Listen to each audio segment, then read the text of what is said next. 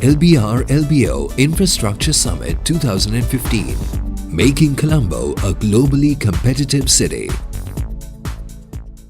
Okay, thank you very much to both keynote speakers. I'm presuming everyone will text questions if they have, but I'd like to start off the session by asking both Michael and then Guido.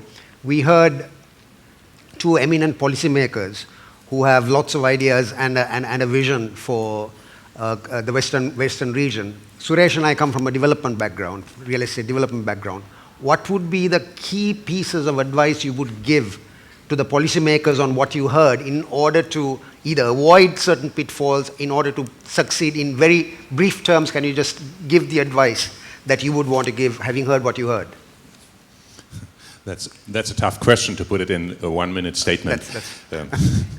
But thinking about what those both honored speakers said and bringing it together with what we've heard yesterday, I would like to highlight on one thing, and by coincidence this is the topic of today's conference, which is infrastructure, which is especially the investment into public infrastructure systems.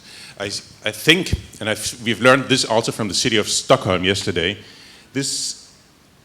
handling this in a strategic manner is key for a successful urban development, because you cannot separate public infrastructure from urban design. So the way you're developing and the way you're planning your communities and your cities and your clusters, and be it a centralized cluster or be it different clusters which are then matching together, it doesn't matter. You have to think this in an integrated way, number one.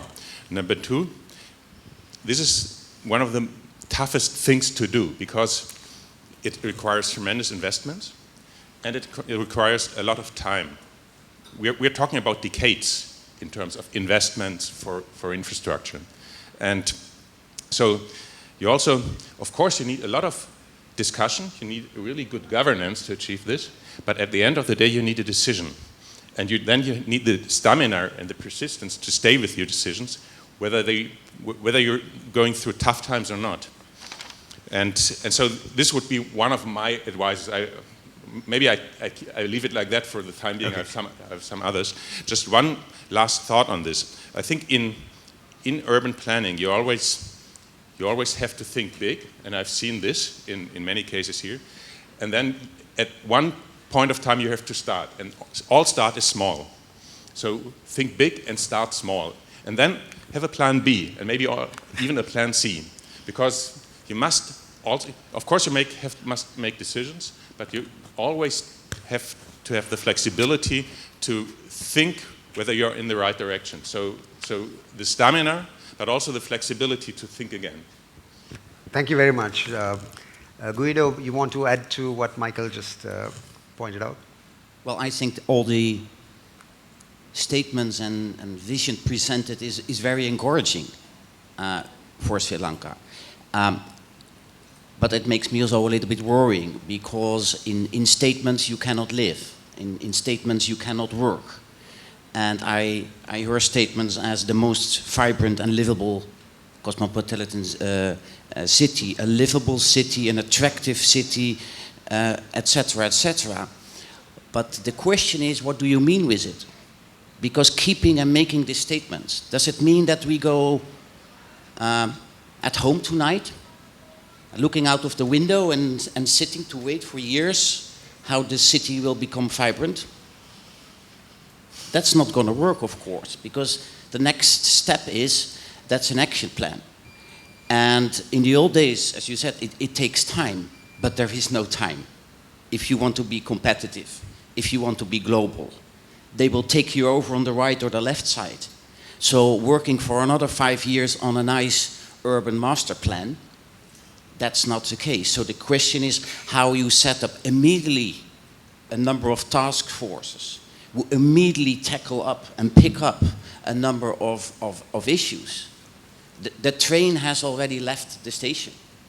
There is already a certain uncontrolled development ongoing in your city center. Your city center is your treasure, the 4x4 square kilometers. So invite tomorrow 5 world-class urban planners to present within 3 months a plan how it developed. Because I heard a lot of phrases, I heard a lot of statements, but what do you mean with attractive? Still nobody has made clear. By repeating that you want an attractive city, your city will not become attractive. You have to specify how you make it livable, how you will make it attractive. So it's now time, and time is running out, to transform your visions and statements and ideas into concrete actions. And that's a difficult thing, but we can wait for 5 years. So my advice is stop making nice phrases on a certain moment and start to act. Thank you very much. In fact, on that note, just to make a quick comment, a principle that I live by on real estate development is a very simple equation I've developed. That is the left brain, which is your mathematical and your financial brain, plus the right brain, which is your creative, your aesthetic, minus ego. You've got to take out ego from the equation, because people do build following the herd. Somebody else built a 5-star hotel, therefore I have to build a 6-star hotel. And that is what equals what I call inspired real estate. And if you have to have an inspired city, we've got to look at the aesthetic aspect of it as to what we are projecting. But I'm not going to give a speech here, but I want to maybe encourage, based on what you said, that the plan has to identify 5 key projects that you can start immediately without waiting for all these to be happening, and those have to be judiciously selected. They have to be implementable within a matter of time, and that's something that I would like to encourage. Nan, I'd like to throw a question at you till such time. A key aspect of what you said is unlocking value within the city and within the real estate space. And we had instances where real estate prices were artificially revalued at the time the Shangri-La project was done. I'm not saying that pricing was wrong, but subsequent to that, the government chief valuer was directed to artificially keep land prices high, effectively resulting in some of the impacts that you, Professor, mentioned. What is the government's thinking in order to use land as an instrument to encourage development and make the city inclusive? Because you literally have to give land free if you are to have affordable housing. Actually, you're right. I think the land markets in Sri Lanka, in Colombo in particular, require a correction. There basically is a bit of a disconnect between what real estate moves at and the intrinsic kind of cash flow potential of that real estate. There is a disconnect, and I think that needs a correction. In terms of what we need to do to make some of this development happen, I think, in the middle income housing, the specific example, we are actually looking at releasing land on concessional terms or in kind of spread out terms, understanding that this upfront exposure, the upfront cash exposure on the land is really what kills the economics of a lot of these real estate projects. And once you pay 10 million a perch, you can't do anything but luxury real estate because nothing else really makes commercial sense. So yes, I think the government's going to have to intervene and do some things to be able to have development happen in certain areas. That said, once we have the transit corridors and the transit developed, I think that's again another game changer because areas where land values are now a little lower actually become much closer.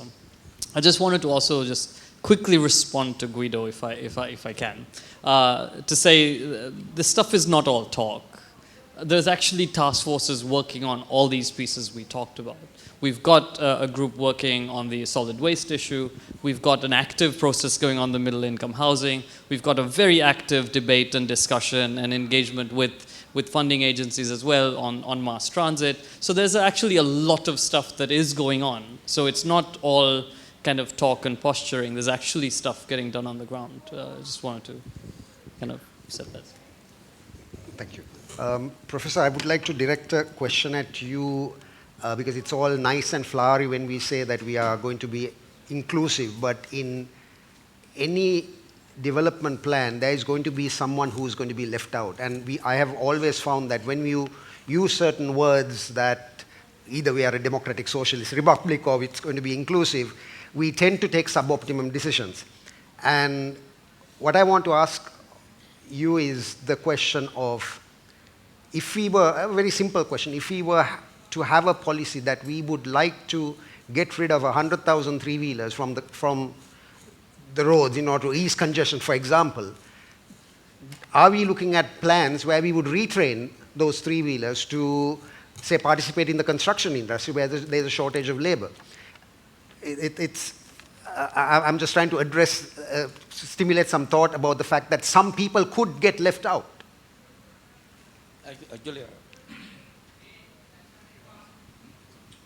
yeah, now I think first question, I have to answer another question, your previous one, about the land matter. Now we actually discussed in our team that to have a, why you can't give a free of charge the land, then do the development come. So we are in the same thinking how to put into a practice. Now we are thinking of that. I think probably the investment in the future, there would be a kind of possibility you can get investment in a more conducive manner. So this second question about this three-wheel, actually, we know that one of the biggest problems in the city is the three-wheeler and the motorcycles. That is coming up very fast in the city, and they are having a big problem. So I think we agree, and we discussed that in our task force. As you mean, we have a specific committees meeting every week and finding solution this problem.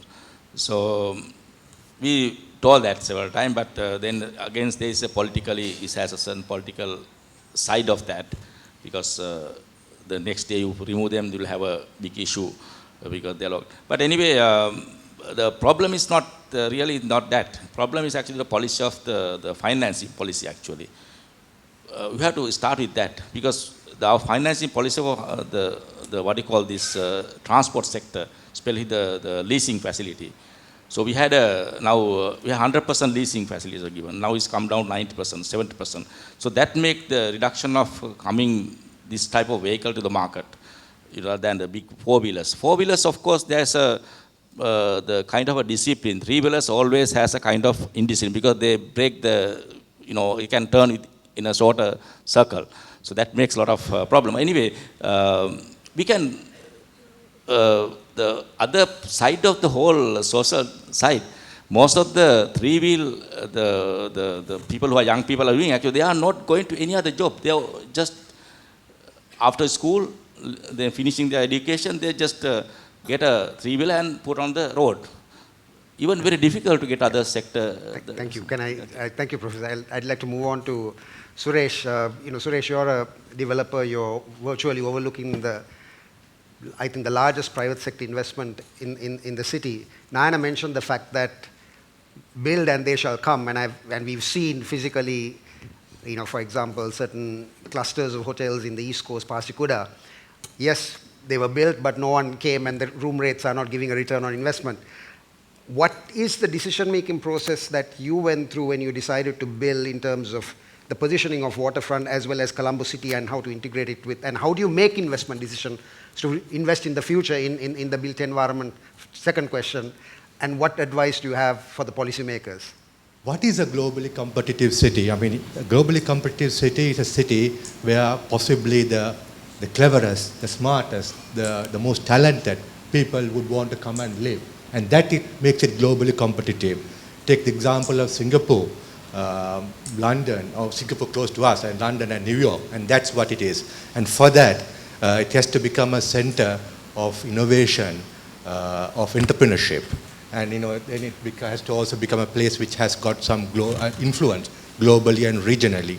And we believe Colombo is positioned for that, and we believe that the potential is there for that, and that's the basis on which the thought process that basically drove us to make investment. You can't be reactive, you have to be proactive. And we have to be proactive to that degree. It has to be calculated, it has to be evaluated, it has to be feasible, it has to be sustainable. And that's the basis on which we make our investments, and I believe that answers the first question.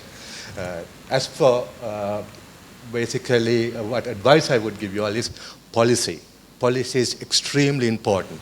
I mean, we have to focus on what will make this big transformation, what will be that big change. And the policy has to be based on driving foreign direct investment into this country. I mean, FDI is foreign investment is a huge partner for growth. International trade, and recognize those areas, identify the sectors, create the awareness. Why not brand Colombo? I mean, these are the areas which I would think that we should focus on in terms of policy. Create an inclusive environment, avoid social degradation, avoid the exclusion of certain areas of society. That will make it sustainable. Put those together and come up, and that's the policy that we would want. I'd like to pose a question before I take questions from the audience. I have a little technological problems here, if you can just fix this tablet.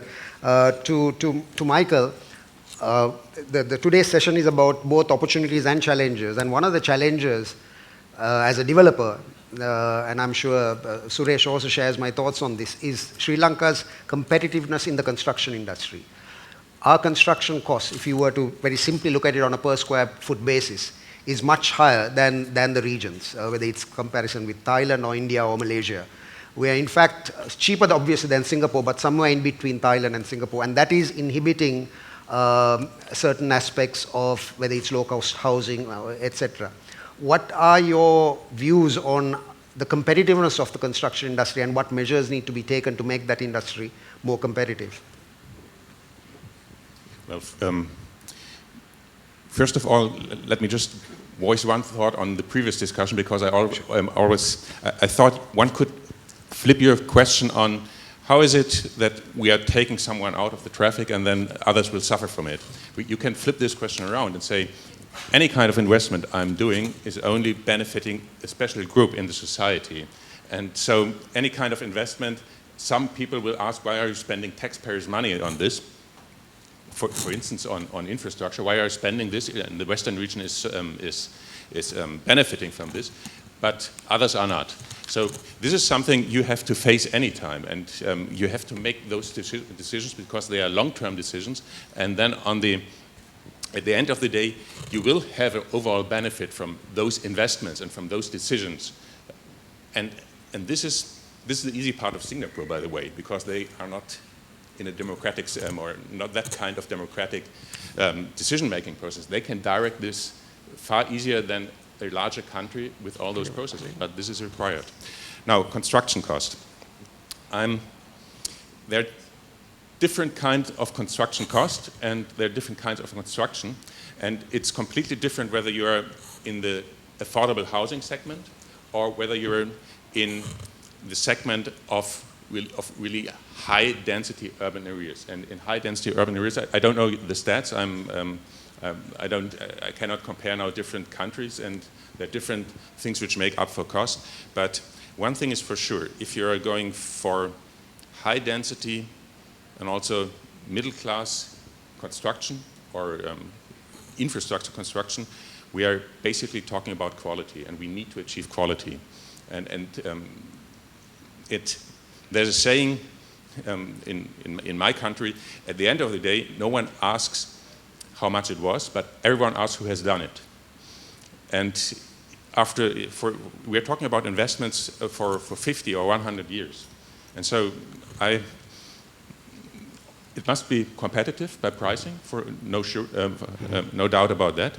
In many cases, it's a matter also of proper planning. So the more precise you can then build at the end of the day, the more cost you're saving. But when it comes really to pure construction and to build up high quality construction, there are some dollars which are well spent on quality.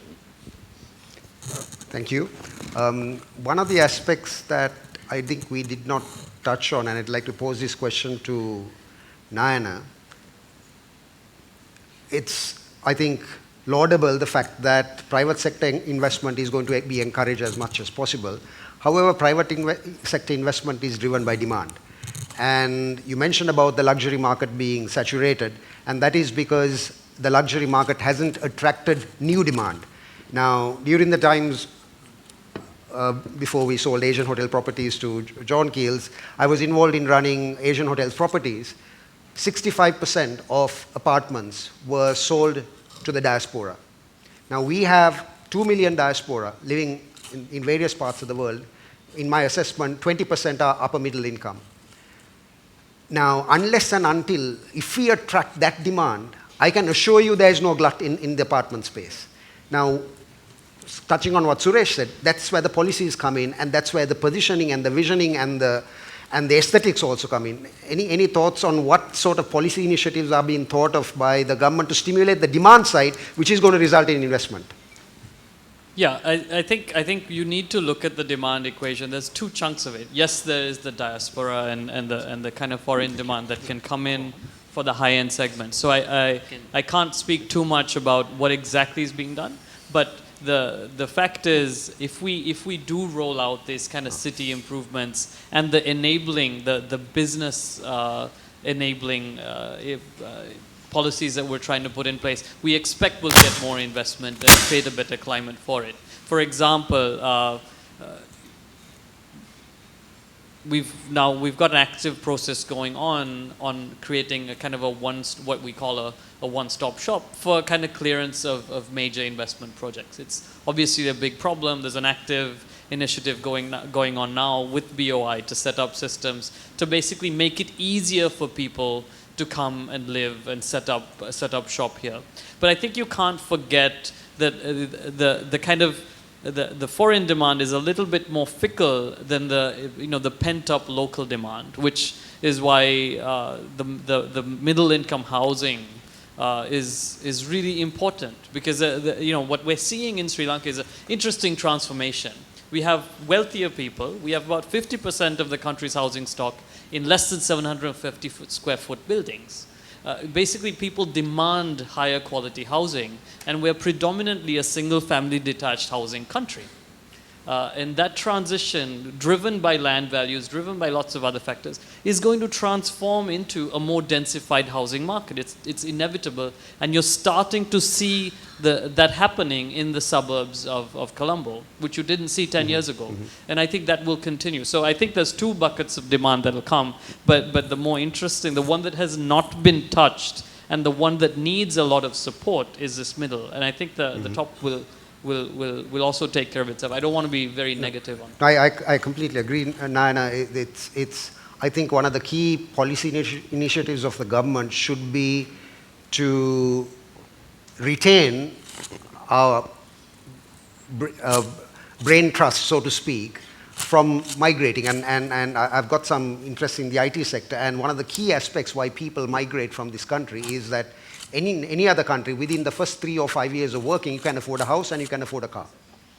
And I completely agree with the thinking that that it is extremely difficult for an executive in our country who has been working for a few years to afford a house, paying the mortgage rates and the land prices that we've been paying. And I fully endorse the decision if the government is thinking of looking at using land as an instrument to encourage low-income and middle-income housing. It actually, there's one instance where it worked in the past, was the Atrugiriya and Niwasipura housing schemes.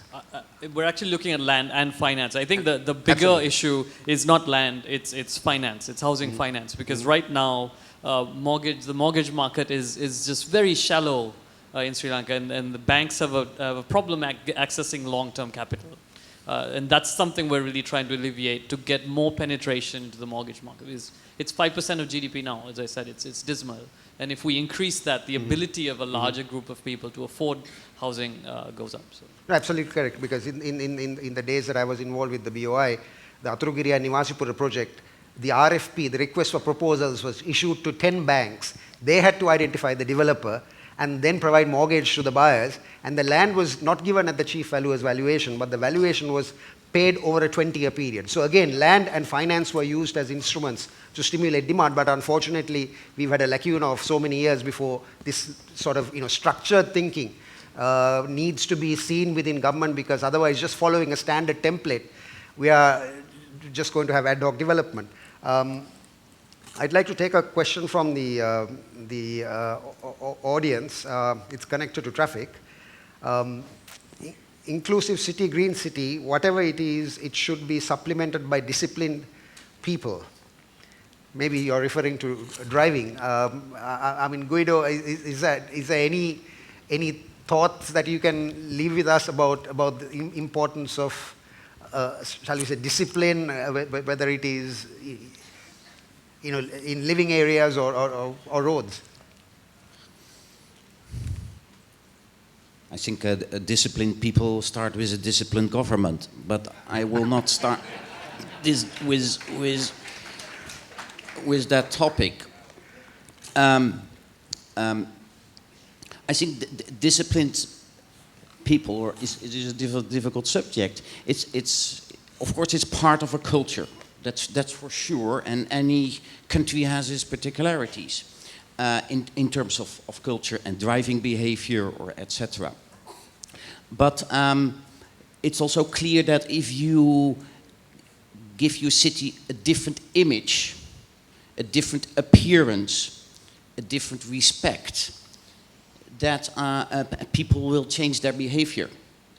And there are many examples in the world. Some people say, oh, people are not much outgoing in the evening to sit at the terrace because that's not in our culture, until they get the terrace.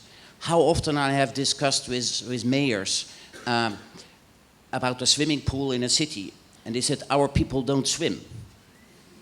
Yeah, of course not, because there is no swimming pool. Our people don't cycle. We don't need cycling in our city, because there are no safe cycling paths. So we have to think a little bit out of the box in terms of culture, always. And there is an element of culture, and also discipline is part of culture, but don't fix too much of it. The big difference is that we are living in a world where people know much more about other cultures. They travel much more, and they become much more global. And they pick up very, very much a trend. Nobody will say, oh, people from Sri Lanka, they will never use Facebook. This is not, they pick it up. There are some common values coming up where you have to look at.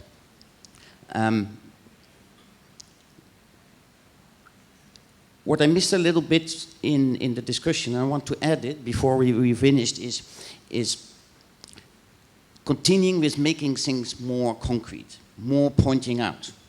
I speak a lot of mayors, but mayors doesn't talk anymore about their urban plan and these dots on a map. Mayors nowadays think much more in a kind of SWOT analysis. Mayors look what are their strengths and what are their weaknesses, what are the opportunities and the threats. That's how mayors nowadays think. And that's, again, because there is starting a kind of competition between cities, because they are all keen to get the talent and the capital. And talent in terms of people, they will look where it's interesting to work, which cities are very attractive. Let's go to Barcelona, or let's go to Berlin, or even let's go now to Porto, because there are the startups, there it's a nice place to work, there are good, attractive, quality housing available. That's not Singapore anymore. Singapore is a kind of financial center, but it's not a nice place, maybe to live anymore. It doesn't come up anymore in the top 20 of quality of living. It's an interesting thing to think about. There are already cities are going to overtake Singapore, because they have to offer more quality of life, also in terms of living and expenses. So I remain to press to make more concrete. What do you mean with making an attractive city, a competitive city, and don't let it organic grow. You have to steer it. Mm-hmm. If you want to be attractive or competitive or nice, what do you mean with it, for example, a Slave Island development? Because it looks like something organic. There is no master plan. And that's for the whole city center. Probably Colombo is one of the few cities in the world, I repeat, one of the few cities in the world that does not have a vision about how they will develop their square mile, street by street. Where do we get a shopping street? Where do we have an entertainment area? And where do we have a recreation? Can we walk around the lake? Can we cycle around the lake? Why do we open the waterfront? What is a big trend in the world is at the moment we open all the cities, they bring down their port development and they all open their city to the waterfront. Because the nicest cities are there where you have a corniche, where you have a boulevard along the sea. Because it's a big treasure. Not any city can say it. Paris has not a corniche or London. So the cities would have used their waterfront and open it up. That are cities what are really are attractive, where people can walk and do. So there's a lot to think about. What do you want? And I'm talking not all the greater megapolis, but at least what kind of city you want to develop. Because, investors want to know what kind of city I can expect. And it's not something organic, because otherwise the risk is that your city center ends up with a lot of individual developments.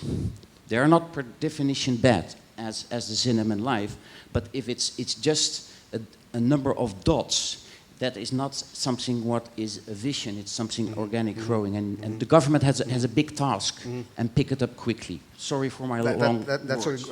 I'll just make a quick comment on a very valuable thing that Guido mentioned, which I can share from my own experiences, that very often governments do very well at the macro level, whether it is presenting an absolutely brilliant structure plan as the professor has, and this somewhat archaic thing that we all call the national budget, which I think is a useless instrument unless we focus at the micro level. Where we fail as a nation and as policymakers is at the micro level planning and execution. And I'm very glad that Guido brought that point out, because I'd like to cite two examples. I know from the chair I'm not supposed to make speeches, but if you look at the Colombo Racecourse development and the Independence Arcade development, absolutely brilliant pieces of work in terms of restoring old buildings, but complete commercial failures. If I'm not mistaken, the UDA Director General might confirm that more than half the tenants are not paying their rent, and they are not successful as commercial establishments. Now, why the micro-level planning and execution is important is just to give you, again, one example of maybe a low-hanging fruit project that can be implemented is to build a cruise terminal in the port of Colombo.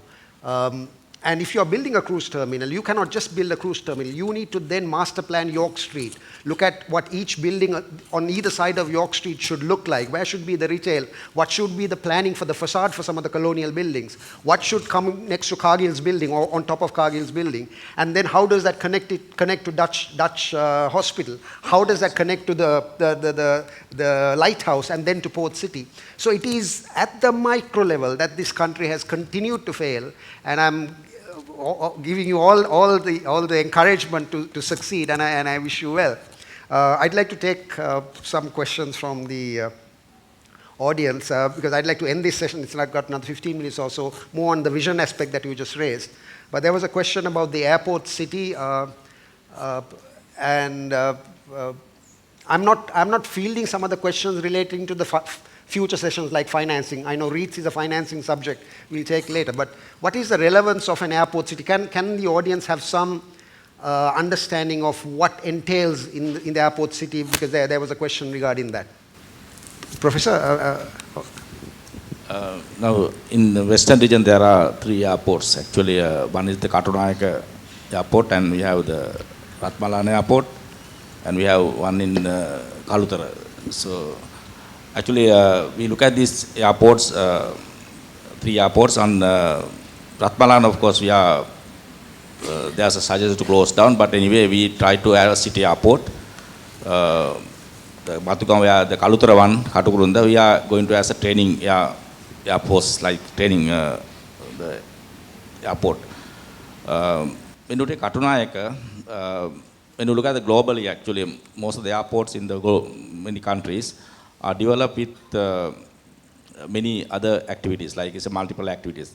What we want to create airport at the moment is, we have greater potential, because when you compare to many other Asian airports, We have a possibility direct flight from the Europe. There's a possibility, and we have a direct connection. So if you can promote that with certain policy changes, because at the moment it's not allowed, basically restricted.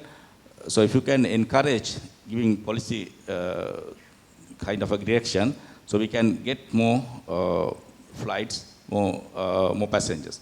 When you have that, if you can develop an airport with, because we are exporting a lot of, there are large number of small and medium enterprises, and the exporters are there. So we can provide infrastructure within the vicinity of the airport, have storage facilities, business centers, the shopping facilities, and other recreational facilities for transit passengers.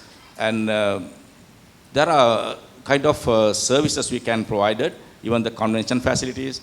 So if you can put all these, put airport, around the airport with the future development, so we can become like an airport city, it's value addition. You can increase the volume of air cargo, also possible. And it can be a more functional airport than just functioning at the moment. And there's a proposal to have a second runway. They want to increase the more passengers in the future. Become like busiest airport in the world. I mean, look at the systems. So airport is civil aviation planning to have a busiest airport in the future. So when you have the connect with the port and the airport, even we know that the port also has to be part of that. When you connect those two as a one corridor, so there's a possibility of getting the potential. That's we are planning for that basically. And you have housing, various facilities around the airport. It's not a small area, it's going up to a large area. Airport city is like the city, typical cities, like more economic opportunities will be given within the airport vicinity. That's what they are planning, go to plan. Thank you. I've been accused of not taking enough questions from the audience. That's all. That's fair, because I've been following Lakshman's instructions of filtering out questions that can be raised at the next session. So this session is about challenges and opportunities. One of the questions raised is that is there a way that we can make sure that the plans that are being designed now will not be thrown away by following governments, etc., so that the consistency is achieved throughout the year? Because I think even from an investor's perspective, Suresh, what you don't want to see is sudden changes in rules and regulations and planning methods. But what is the mechanism being thought of so that this is actually a 10-year or 25-year plan? Is it by virtue of the act that is being formulated?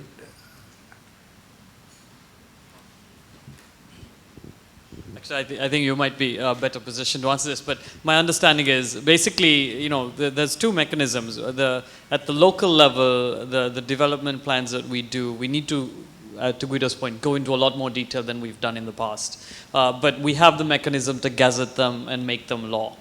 So they become enforceable plans for that plan period. But something like the Western region, I believe, will probably have to be taken up in Parliament and debated and then enacted. So it has the force of law, and that stays for the long term.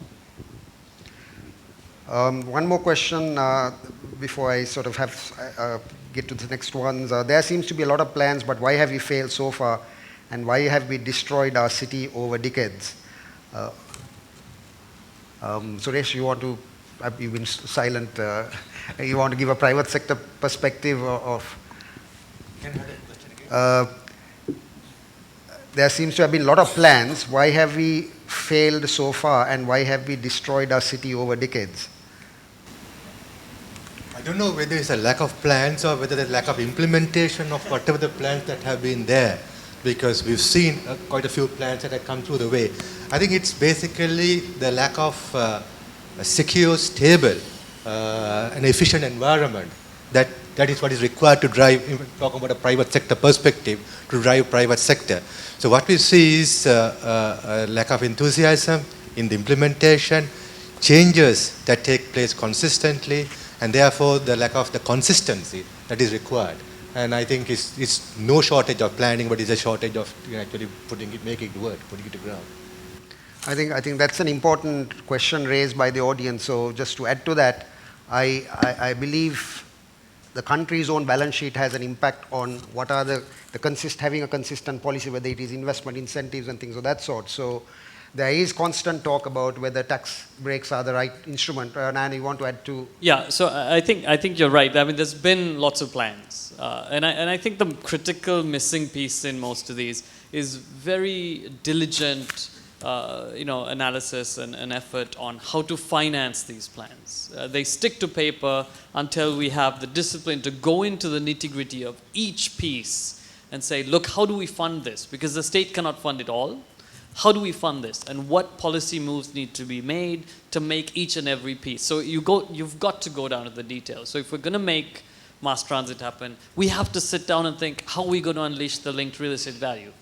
And we're starting to do that. If we're going to make the whole garbage crisis disappear, we need to think about, and we need to take very seriously, how are we going to get the pricing for the garbage, and not consider it something that's free to dodge. So each and every piece, I think, requires discipline and more financial and economic rigor. And I think that's where we've fallen short. And hopefully this time around we'll actually. Michael? There was also one question out of the audience. So what are the opportunities of private corporates or private investments and businesses in this? And let's make one thing clear. So policy can only set the framework and give the direction, and maybe can do some investments on infrastructure, but the rest is the obligation and the responsibility of all the private enterprises in this world and in this country. And so if there's a plan, then of course someone must come and invest, and this can only be a private investment then at the end of the day. This is not the obligation of the state or of government. And so it's then the all of us who is about to think about whether it makes sense to invest into a residential settlement or invest into some commercial developments or whatever. And so then you, of course, need the feedback of what works well and what are the frameworks for this. And for private investments, it's very crucial that we have some planning security, so that there's not a plan which then is not valid anymore after 4 years. That is crucial. But on this basis, then, it's an interaction of the private investments based on those regulations. Mm-hmm. There's another question again. I don't know whether to refer it to the government officials and the professor. What are the government's plans for the Port City project? I think that's a loaded question. So here's the thing. I think the Port City investment is a critical investment for Sri Lanka. Having said that, now there's very careful analytics being done to address concerns that have been raised on the environmental side. So I'm confident that we will be able to work something out with the investors concerned to come up with a win-win. I think that's the stance we have to take on all major investments in this country, that we work with the developers, work with the investors to kind of craft projects that meet the requirements of the country as well as the investor. What we've had in the past is, look, you send something in, we reject it or approve it, we don't go through enough diligence in the process. And I think what we're doing with Port City is really, there's high-level government committees working with the Port City investors to really work through the nuts and bolts of each of the issues and try to find solutions. And I think that's the way forward, and I think that's the way we hopefully can get Port City back on track as well.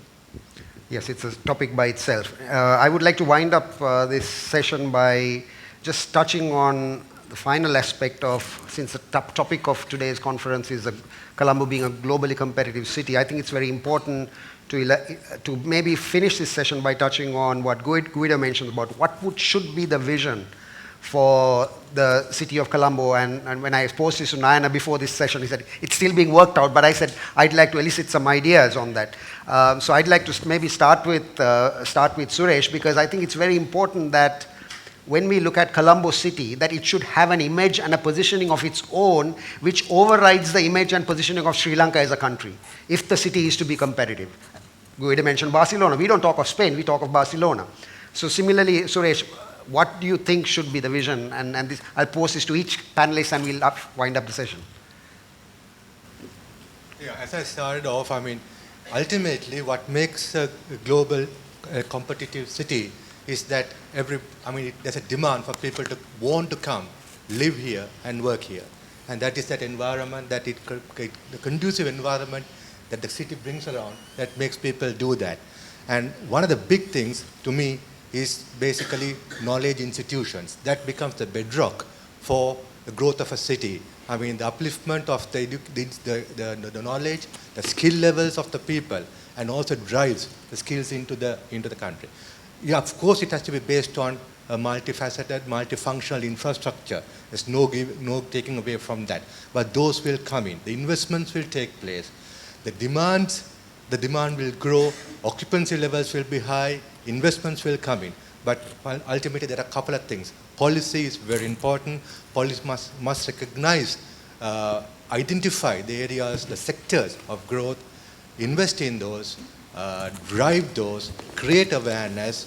I spoke about branding earlier. Create the kind of awareness for the Colombo city. Create Colombo as a location of its own, and that's what I believe will be the drive. Guido, as a visitor to Sri Lanka, what's your vision in terms of vision for Colombo city should be? Colombo should be Colombo. We had already discussed that. We are not going to copy. If you want to be competitive, globally competitive, you have to become a unique city. Because that's all what the cities have. They have something unique. It's maybe a Ramblas, or it's maybe the port, or some specific elements. You have a lot of green, you have a lot of heritage in terms of colonial buildings. I'm extremely jealous of. It's beautiful. You have a lake. Which city has a nice lake in his city center you can use? So there are a lot of elements. So it's about making that the strengths, looking at your strengths and building it out, and also asking what kind of business I want. That's important to think about. It's good to have a new development, but you don't want to have 10, because you can, on a certain moment it's unique, but at the end you can find it everywhere. So it has to be also a kind of street market and a night market in combination with such building. That's what makes cities vibrant, this all combination. And what are you going to do with the PETA area? Is it gentrification? Are you making it something really special as an innovator hub, without neglecting the current shop owners, of course, and the current people? What is the area around Union Square? So there's a lot to think what makes the city unique, and pick out the nice things to make Colombo being Colombo, and not a copy or a clone of any other city. Michael?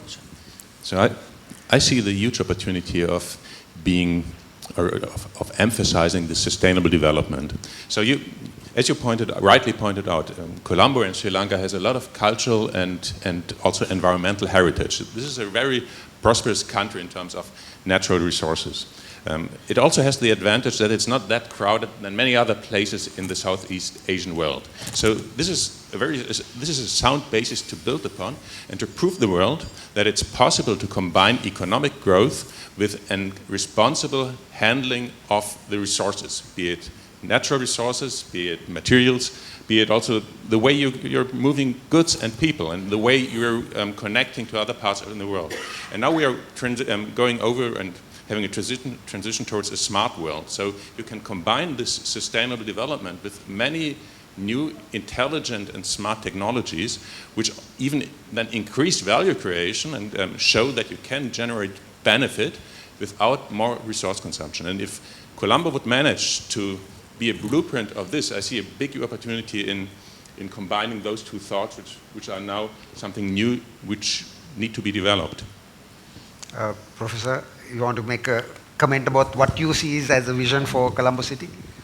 I think very briefly. Yeah, we put a vision. I think we agree with what speakers, because we also Colombo should be Colombo. It's not any other city. So we also understood that, and we developed in our city plan. We consider that the statements. Thank you.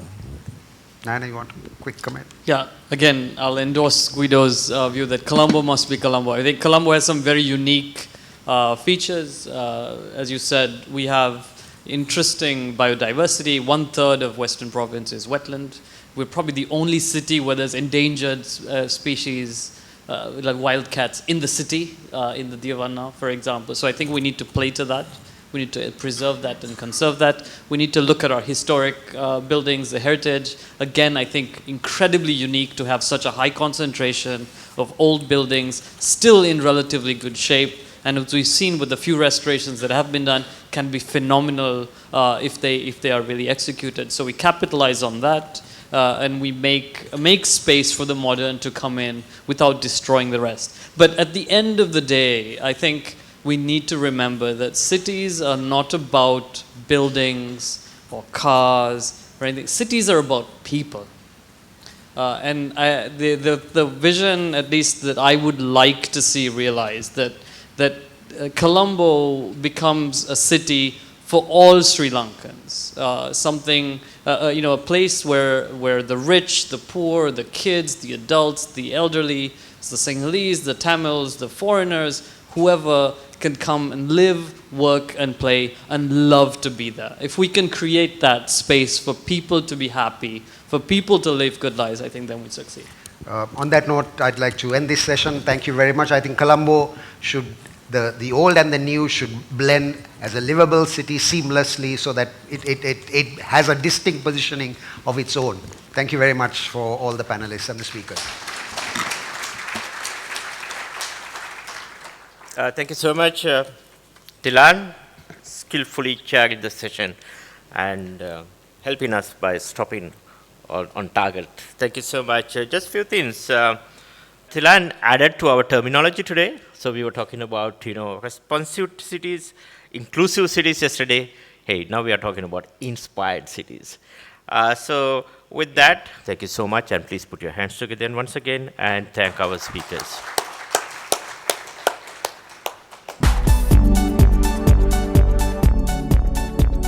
LBR LBO Infrastructure Summit 2015, making Colombo a globally competitive city.